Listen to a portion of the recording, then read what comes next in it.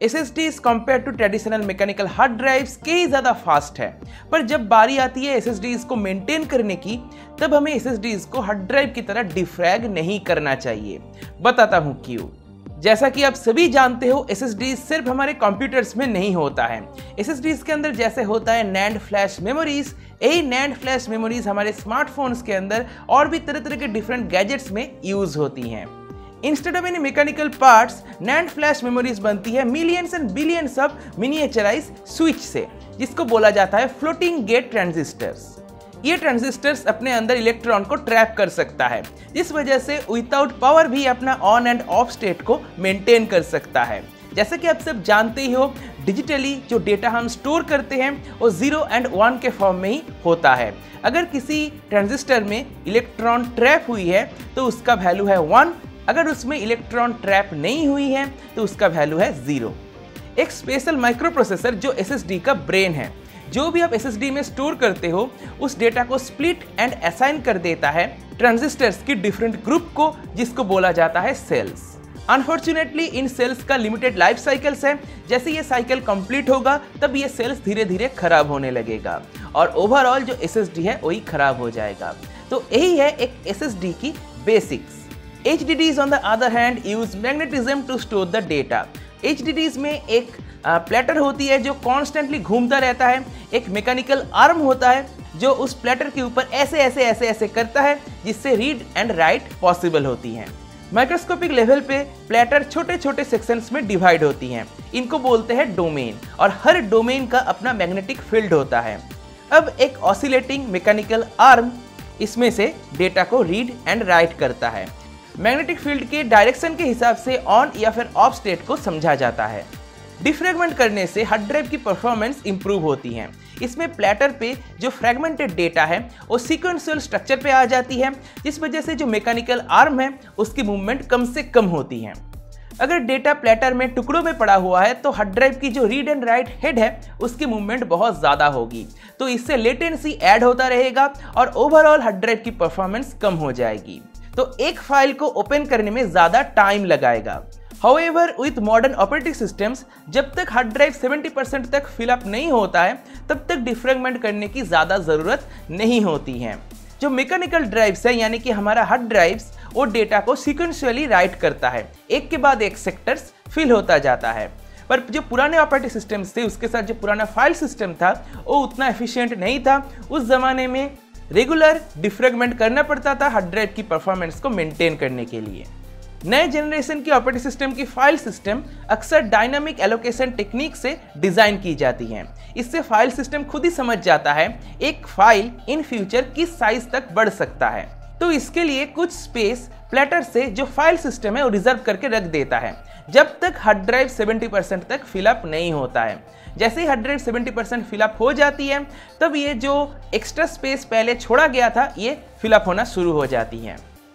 तो इसीलिए मैंने कहा जैसे ही हार्ड ड्राइव 70% तक भर जाता है तब हार्ड ड्राइव स्लो होने लगता है, तब डिफ्रैगमेंट की ज़रूरत है। जैसे ही हार्ड ड्राइव 70% तक फिलअप हो जाता है तब जो नया डेटा आप राइट करवाओगे वो टुकड़ों में जाके छोटे छोटे सेक्टर्स में स्टोर हो जाएगा। इससे जो नया फाइल आप राइट करवा रहे हो उसको एक्सेस करने में तो ज़्यादा टाइम लगेगा ही, साथ ही साथ जो पुराना फाइल है उनको भी एक्सेस करने में ज़्यादा टाइम लगेगा। इससे जो ओवरऑल हार्ड ड्राइव की परफॉर्मेंस है वही कम हो जाएगी। सिमिलरली जब आप फाइल्स को डिलीट करते हो तब भी कुछ ऐसा ही होगा। फाइल्स को डिलीट करने से हार्ड ड्राइव से सिर्फ उसका एड्रेस डिलीट हो जाता है, फिजिकली वो फाइल प्लेटर में ही रहती है। जब आप नया फाइल राइट करवा रहे हो तब अगर हार्ड ड्राइव में स्पेस है तो जो स्पेस है उसका ही वो यूज़ करेगा। अगर बहुत सारा स्पेस पड़ा हुआ है तो उसी स्पेस में सीक्वेंशियली डेटा राइट होगा। पर अगर हार्ड ड्राइव फिलअप होने लगे, अगर हार्ड ड्राइव 70% तक भर जाए तो जिन पोर्शंस का एड्रेस नहीं है, जैसे कि मैंने आपको बताया जो पोर्शंस का डेटा आपने डिलीट किया था उन पोर्शंस में जाके डेटा स्टोर होने लगेगा। तो जो डेटा आप राइट करवा रहे हो वो फ्रैगमेंटेड हो जाएगा, फिर से हार्ड ड्राइव की परफॉर्मेंस कम होने लगेगी। जिन पोर्शंस का एड्रेस नहीं है उन पोर्शंस में डेटा ओवरराइट हो जाएगा। हार्ड ड्राइव्स कंप्लीटली रिलाई करता है मैकेनिकल पार्ट्स पे, तो किसी भी डेटा को एक्सेस करने के लिए प्लेटर में फिजिकली जो रीड राइट हेड है उसको उसी डेटा ट्रैक पर आना पड़ता है जहां पर वो डेटा फिजिकली एलोकेटेड है। अब इसको बोला जाता है सिक टाइम। हार्ड ड्राइव्स के साथ सिक टाइम है 15 मिलीसेकंड का। जितना ही ज्यादा डेटा फ्रेगमेंटेड होगा उतना ही ज्यादा यहाँ पर टाइम एडअप होता जाएगा। सॉलिड स्टेट ड्राइव्स के साथ ऐसा कोई प्रॉब्लम नहीं है, यहाँ पर डेटा इलेक्ट्रॉनिकली लोकेट होती हैं। SSDs की सिक टाइम है एवरेज 0.1 मिलीसेकंड का। तो अगर डेटा फ्रेगमेंटेड भी हो तब भी ज्यादा कोई फर्क नहीं पड़ता है। डिफ्रेगमेंट करने से SSD की लाइफ भी कम होती है। अगर डेटा सीक्वेंशियल सेल्स में SSD में स्टोर्ड नहीं है तो जैसे ही आप डिफ्रेगमेंट करोगे तो डेटा अब सीक्वेंशियल सेल्स में आ जाएगा। इससे जो सेल्स है उनकी राइट साइकिल्स कंज्यूम हो जाएगी। तो ऐसा अगर बार बार होता रहे तो SSD की लाइफ इससे डेफिनेटली अफेक्टेड होगा। SSD की परफॉर्मेंस को बरकरार रखने के लिए जिस प्रोसेस को काम में लिया जाता है उसको कहा जाता है ट्रिम। SSD में बहुत तेजी से इनवैलिड डेटा बिल्डअप होता रहता है। अब ऐसा क्यों होता है वो मैं अभी एक्सप्लेन नहीं कर रहा हूँ। इनवैलिड डेटा की वजह से जब अब नया डेटा उसमें राइट कराओगे SSD का कंट्रोलर सबसे पहले उन इनवैलिड डेटा को डिलीट करेगा, पूरा का पूरा सेल्स को क्लीन करेगा, तब जो नया डेटा है उसको राइट करेगा उन सेल्स पे। तो जैसे इस प्रोसेस में टाइम लग रहा है तो SSD की राइट स्पीड जो है वो कम हो जाती है। ट्रिम एक ऐसा कमांड है जो इन इनवैलिड डेटा ब्लॉक्स को क्लीन करता है। तो जब आप नया डेटा SSD में राइट कराओगे तब आपको बेहतरीन परफॉर्मेंस मिल पाएगा। ऑल्दो आज की डेट में मैनुअली ट्रिम कमांड को रन कराने की जरूरत नहीं होती है। विंडोज 10 एंड विंडोज 11 जैसे ऑपरेटिंग सिस्टम्स में, जो नए ऑपरेटिंग सिस्टम्स हैं, यहाँ पर ट्रिम कमांड ऑटोमेटिकली कुछ टाइम बाद रन हो जाती हैं। तो आपको कुछ करने की खुद से जरूरत नहीं है। आप अगर चाहो तो इसको डिसेबल भी कर सकते हो। एक बात ऑलवेज ध्यान रखना, अगर ट्रिम कमांड रन हो गया ऑपरेटिंग सिस्टम के द्वारा, अगर ट्रिम कमांड रन करवा दिया गया तो जो डेटा डिलीट हो चुकी है, जो डेटा आपने डिलीट की है, वो किसी भी रिकवरी सॉफ्टवेयर से आपको वापस नहीं मिलेगा। तब डेटा रिकवरी बहुत ही मुश्किल हो जाती है। तो बस दोस्तों, मुझे उम्मीद है आपको समझ में आ गया होगा क्यों SSDs को डिफ्रेगमेंट नहीं करनी चाहिए।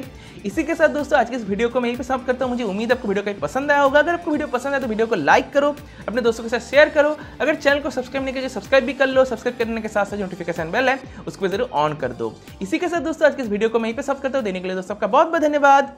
बाय।